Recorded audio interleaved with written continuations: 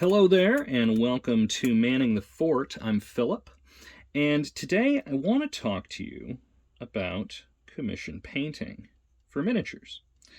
Um, and specifically to kind of express my own inexperience, but these models that you see me painting the black base rims on right now represent the end of my first commission. There are a total of 22 models. It's essentially an Age of Sigmar Slaves to Darkness start collecting plus five more of the here's one, the older sculpt Chaos Knights, which actually still the sculpt still holds up, but man, next to that, those new Chaos Knight sculpts are just fan-friggin-tastic. But anyway, so 22 models. Oh, and this guy, whose name I forget, but he's Pewter, and he's a special character. He was kind of fun, too.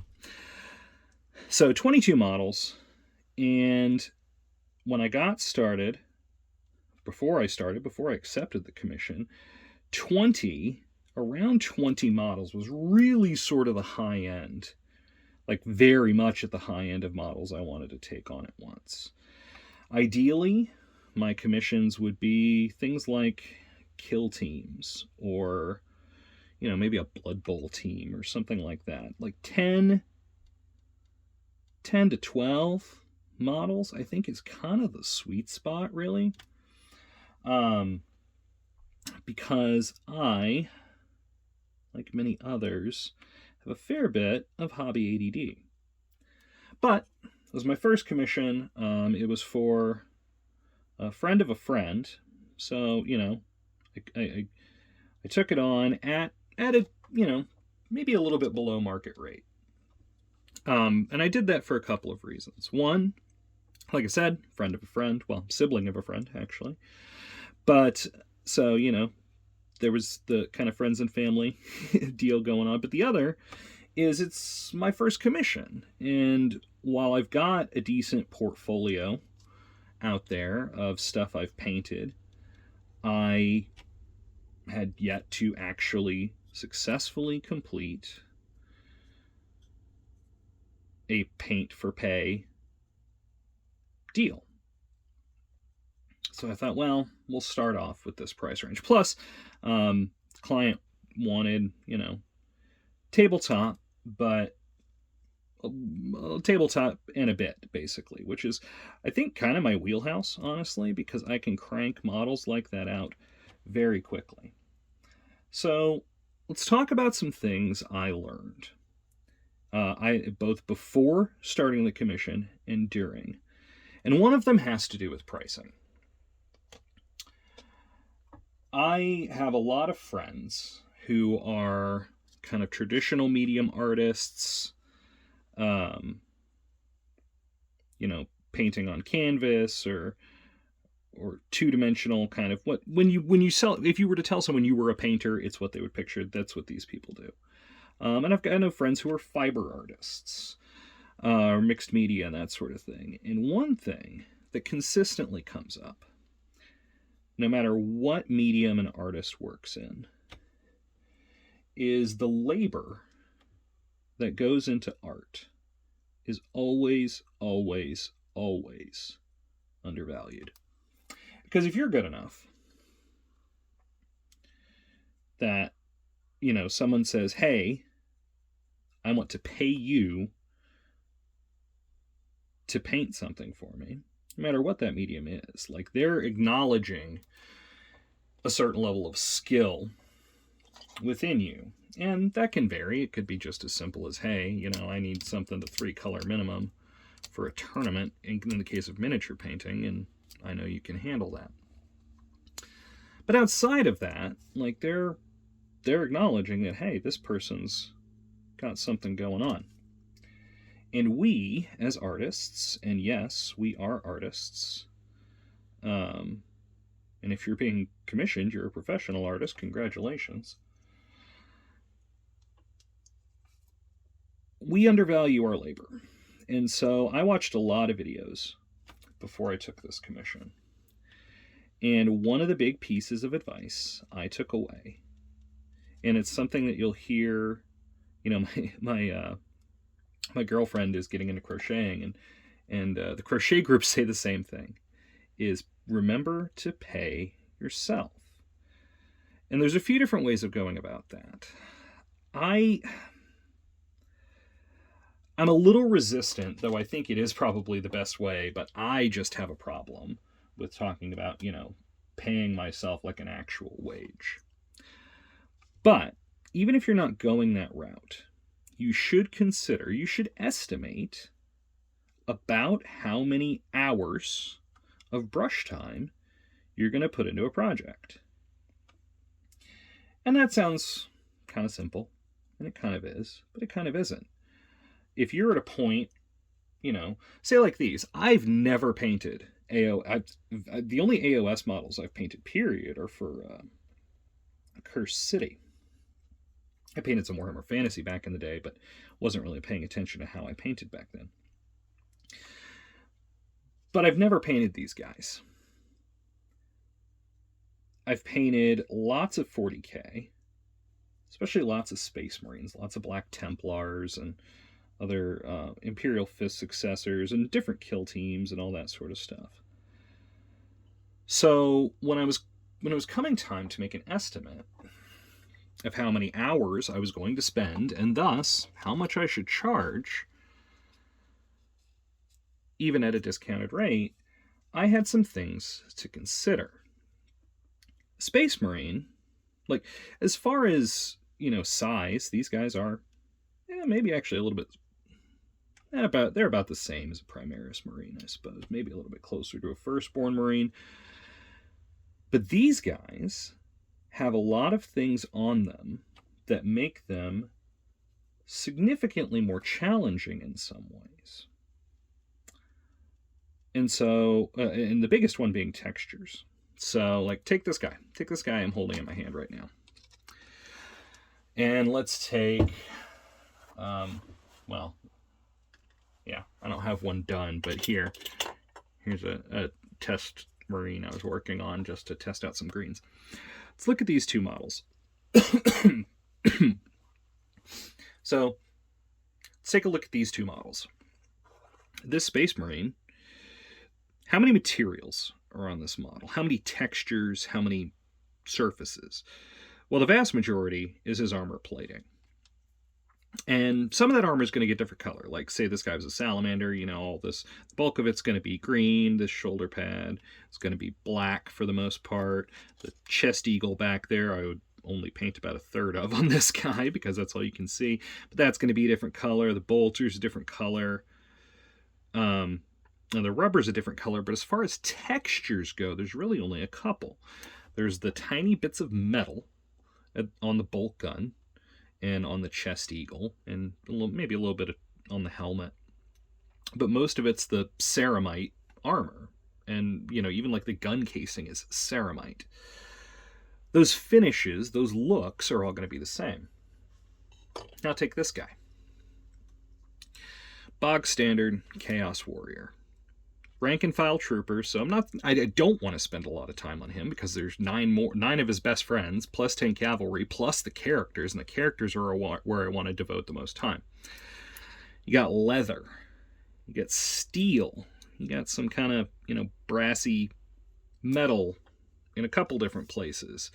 You've got fur, a lot of fur. You've got cloth. You've got horn/bone. You've got whatever leather or linen is wrapping the weapons.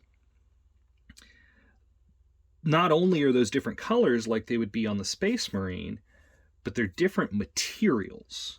And that's important because, or it can be, because they've got different finishes, right? So the Space Marine, a lot of people go with sort of a satin look on the armor.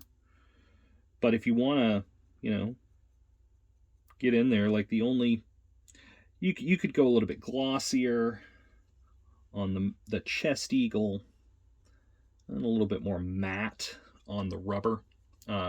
joint, connectors there. But you don't really have to. These guys, like, you really kind of do. The metallic paints help you cheat a little bit with that. But anyway, all that is to say, oh yeah, and and if a guy's got a flayed skin on his back, that's a whole different ballgame. But all that's to say, don't just take the number of models into account when you're coming up with an estimate for a client, or a quote, or a price. Think about what those models are and how many materials that's going to take. Because even, like, on these trooper guys, I blocked them in, and I did a little highlighting, and I gave them a big old oil wash. And the oil wash did wonders for the shading and getting enough contrast on some of the stuff. Plus, the client wanted sort of a John Blanche inspired style, so you'll notice the palette is very limited, almost a Zorn palette. Lots of yellow ochre and reds and browns and blacks and off-whites. But that oil wash was a big time saver. But even considering that, no, the oil wash also grimes things up, which is how I got there, because that's very much intentional. But even just blocking in all those separate areas for a commission compared to this.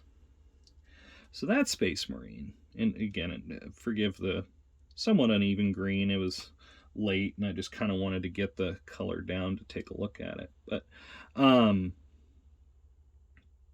airbrushing that I did on that Marine, as far as blocking him in, that's about 80% done. I just got to do the shoulders and, the little bits and bobs here and there. But a Space Marine has fewer surfaces. Does that mean I'm going to charge less for a Space Marine or more for this guy? Not necessarily, because I like to not, even though I've kind of done it with my next one, but I like to not charge by the figure. Instead, what I do is I look at how many guys there are, rough estimate of how long it'll take me, because that's also not accounting for things like batch painting, which is a must, but which I also am not a big fan of, which is why I don't like big commissions. Anyway, you account for how long everybody's going to take. And like I said, I think the ideal way is to come up with a rough hourly wage for yourself based on that. And then quote the price with that as the largest factor. However, it should not be the only factor. These guys, for example, are based with some lovely stuff from Luke, from Luke's APS.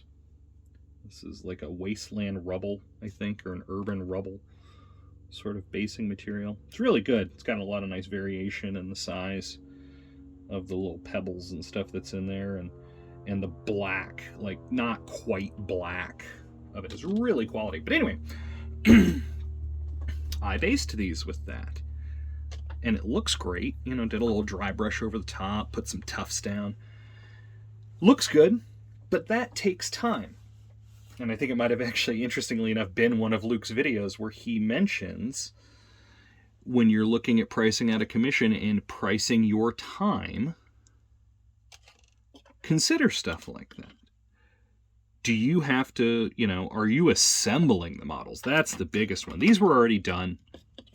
These were already built, and built by someone who, frankly, knew what they were doing, because that's a factor as well. If they're coming to you built, but there's giant seam lines everywhere, or gaps, or all that stuff, like, I don't know about you, but I don't want to paint that.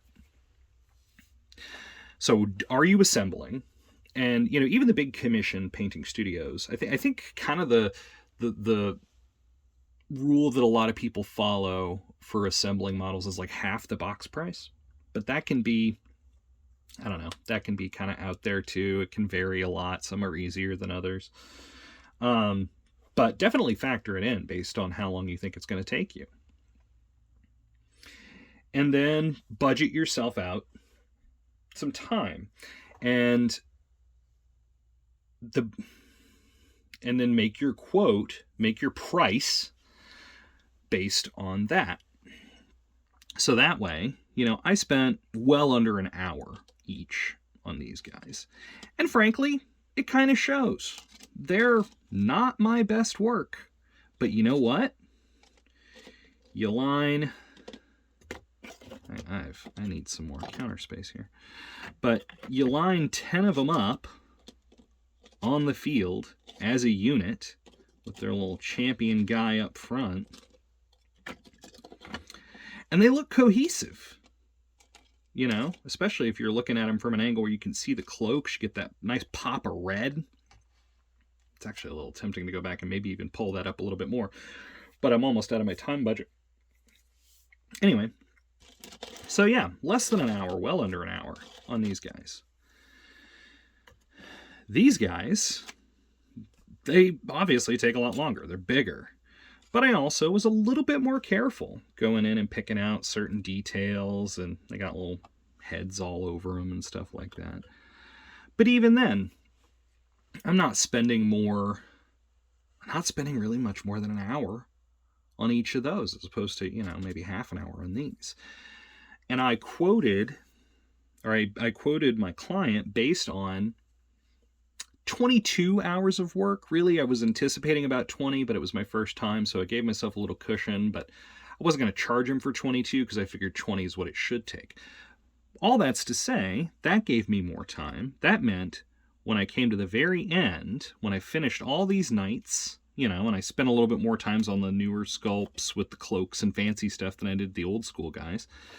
But that meant by the time I got to the end, I still had like I had over 6 hours in my time budget for these characters.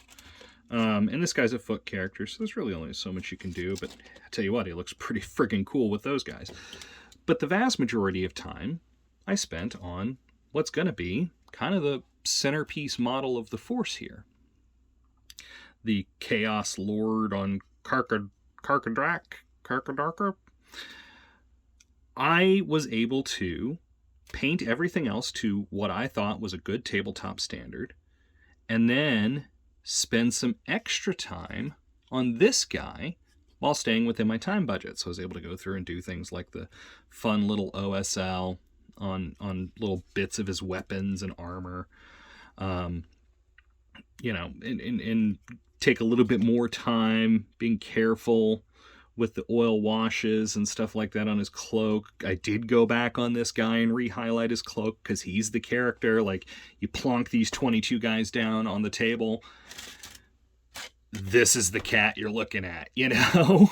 And so I wanted to spend extra time there. So, and I was able to do that staying within my time budget because I created a realistic time budget.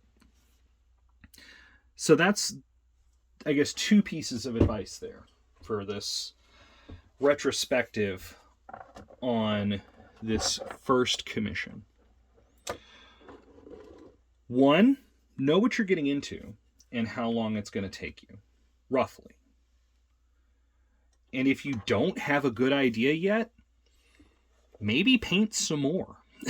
Maybe grab some random stuff, grab some eBay miniature rescue type miniatures and get a feel for how fast you are. And I'll tell you, like, if you're not to the point where you can do a basic infantry guy in well under an hour, like 30 to 40 minutes, batching them, of course, not like start to finish on one guy, but batching them, then get more practice, get faster. Because otherwise you're not going to be... This is where I run into problems with the whole idea of paying yourself a wage. And that is, if you're slow, then is your paint job worth more because you're slow? And that's why people sometimes get into the charging per model stuff. But I feel like if you're in a range where you can be well under an hour painting a basic infantry guy, and then, you know, an hour and a bit painting one of these, then you're kind of in the ballpark, in my opinion, of basing it off an hourly rate. And then if you're good at it, good enough at it, you get time left over to have fun. Frankly, I had a blast painting this guy. This is one of those models that I wouldn't buy for myself, but it was a lot of fun. It's a cool model. I'm not gonna lie, I kind of want one now, but I got paid to paint him. Something that I might have never laid hands on otherwise. So that, I mean, you're not going to make a ton of money commission painting, especially at first. But if you, like me, are in a position where it's like, oh, I get to get my hands on one of these guys, he looks fun, and I'd never buy him for myself, then that's a good mindset. So anyway, estimate your time. Or if you know you're slow, estimate based on what I said here. You know, well under an hour for tabletop quality on a duder like this. An hour and a bit for one of these. And then give yourself, you know, maybe 3 hours, 4 hours, 5 hours per character. I like spending 5 hours on characters. It's just fun. Now, on a bigger guy like this, I'm going to get less in each area than I would on, say, you know, a Space Marine captain. But estimate your time based on that. And then do make sure you're paying yourself. So take into account material cost. Take into account the shipping in a lot of cases. If you're local and you're doing pickup, you know, handoffs, then whatever. But take into account shipping price. Because your client should pay for that. Or at the very least, at worst, you should be splitting it. Like they ship it one way, you ship it the other. Paying for it, but I build it into my prices. And then 3, when you're estimating that time, think about things like basing. Painting base rims. Of course, you know, painting base rims is pretty minimal. But think about things like basing, like assembly. If you're going to need to do any gap filling. That sort of stuff. So those are the first 2 big takeaways. I'm going to talk, I think next time I'll talk a little bit about workflow and how I approached this particular job and what I think worked and what I think I should do differently for the next job. So that's all for today. Thanks for watching. This is a new channel. I've been mostly just posting my 40K in 40-second lore pieces, basically as cross posts from TikTok. I got into that. I was like, what can I do to break into this weird platform that I frankly feel 10 years at least too old for? I was like, oh, 40K lore in 40 seconds. It kind of writes itself for a short format video. So I've been doing that with some of the minis I've painted. So you can head over to TikTok and see those, or you can see them right here on this channel. But yeah, please do, if you enjoyed the content, if you want to see, you know, how my commission painting journey progresses, give us a like and a subscribe. And I got to say, I'm recording this the first weekend in October 2021, and the Black Templars got confirmed today. They're going to be dropping next week. I've already got a call in to the LGS to get my hands on that box. You're probably going to see a fair bit of Black Templar content on this channel because they're my favorite army. So if you're down for something like that, yeah, give us a like and a subscribe. Thanks for watching. We'll see you next time.